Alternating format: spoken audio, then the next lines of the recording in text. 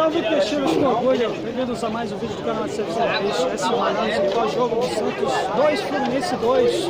Estreia de Lisca no comando Urbano Caldeira, estreando com um empate diante de uma equipe aí que está sendo uma das emergentes nessa temporada. Uma boa equipe do Fluminense, embora, lógico, estavam desfalcados tanto dentro como fora de campo do seu Fernando Diniz, de péssimas lembranças dos nossos alvinegros, mas ainda fazendo uma temporada boa com a equipe do Tricolor Carioca. Essa partida hoje marcou a estreia do Lisca no comando do Alvinegro Praiano, na qual saímos aí com talvez grande parte da torcida pode estar com a sensação de termos saído no lucro com esse resultado, né, diante de desfalques e também da nossa limitação tática, que a redundância falar aqui.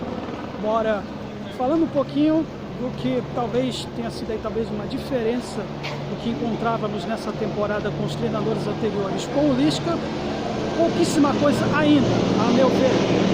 Porém, o que se deu para perceber hoje, a atitude, especialmente nos minutos iniciais da partida, com a pressão que a equipe exerceu na marcação da saída de bola adversária, típica que nós víamos do Fernando Diniz, fez uma grande diferença hoje nessa etapa inicial, que culminou inclusive num gol de bola parada, méritos totais, né?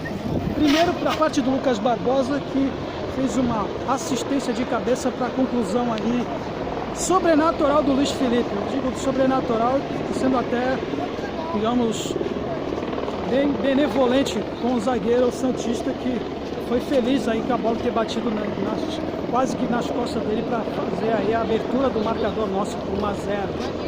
Entretanto aí que o Lisca começou interessante, iniciado a partida com o Carlos Sanches, coisa que fatalmente aí uns Bustos ou com o próprio Carille, ainda numa época que ele não estava em condições físicas de pelo menos entrar no primeiro tempo de jogo.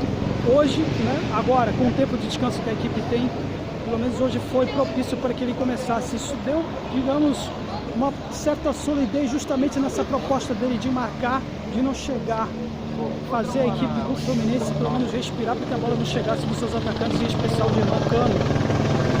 Isso funcionou até determinado momento da partida, porque a gente ainda continua sem ideias no nosso meio do campo. Isso está claríssimo, que embora os bastidores se digam que a gente está falando aí de trazer um lateral direito, talvez o Lucas Mundel, ou até o meia, chamado Cristaldo, mas nada com uma característica de meias ofensivos, que é o que mais, acho que, na minha opinião, o Santos precisa nesse exato momento. Fala-se até numa possível proposta de vir o Luan, do Corinthians. Meu ver, eu acho um engano, porque ele está com problemas não somente disciplinares, como também fala-se também de problemas físicos. Então, seria, mesmo vindo de graça, não iria agregar muita coisa nesse elenco, tanto na parte disciplinar quanto na parte tática também. Então, eu acho que, na minha opinião, está faltando muito ainda alguém na articulação desse meio ofensivo, se pelo menos a gente conseguir trazer alguém nessa janela de transferência ofensivo, para poder fazer essa articulação, para poder chegar às bolas do nosso atacante, o Marcos Leonardo, se limitar apenas às jogadas de ponta de lança, não surgiu o gol de empate depois, seria ótimo.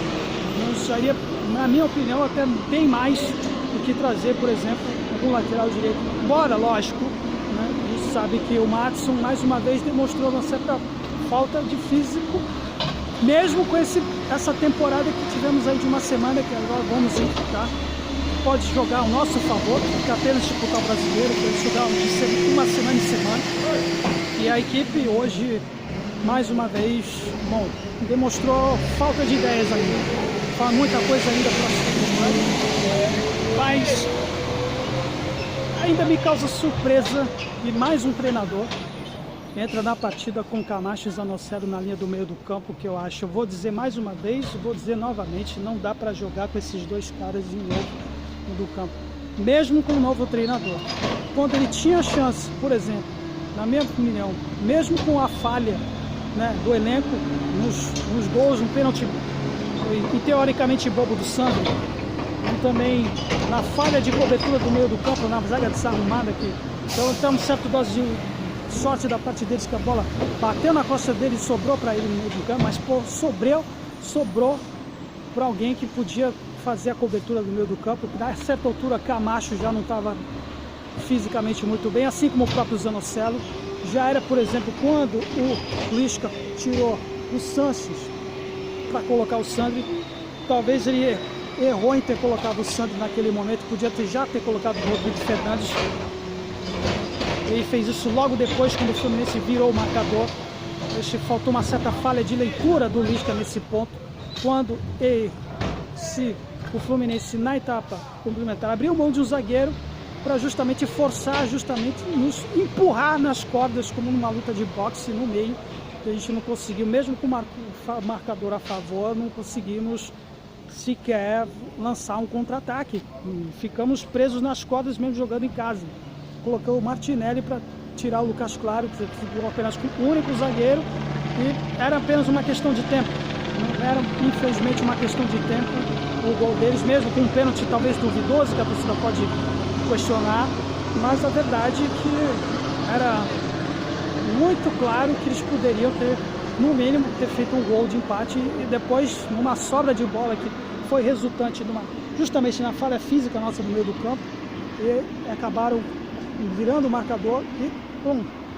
Aí o Lisca partiu, lógico, pro tudo ou nada, colocando o Ângelo, por exemplo. Ele já tinha colocado o Léo Batistão, um exemplo que não acrescentou muita coisa, mas o Ângelo, depois na conclusão da cruzamento, conseguiu cruzar para o Marcos Leonardo, já valendo-se pro problema que eles tinham de não ter um zagueiro para depois eles concluir livremente para fazer o número de finais do nosso empate por 2-2, mas infelizmente ainda faltamos com ideia. A gente está jogando ainda com um jogo reativo, uma releitura do que se viu tanto na fase do Carille quanto do Bustos, mas o problema é que agora, pelo menos hoje, em teoria, tivemos aí um resultado satisfatório.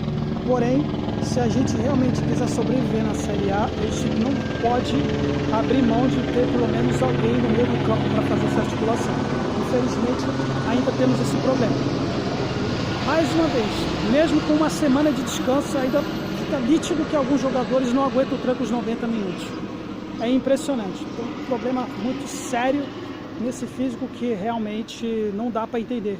Mesmo que agora, que tendo apenas a competição, uma única competição, a gente vê jogadores aí que não conseguem, por exemplo, o próprio Camacho, por exemplo, podia já ter saído um pouquinho antes nas substituições, o Zanocelo também. Eu acho que o Lisca, na minha opinião, se tiver alguma crítica com relação a ele demorou para ter colocado o Rodrigo Fernandes, né? Era para primeiro ter colocado o Fernandes ao invés do Sandri, que fez, né, ocasionou o lance do empate deles no pênalti. Para mim, acho que não foi.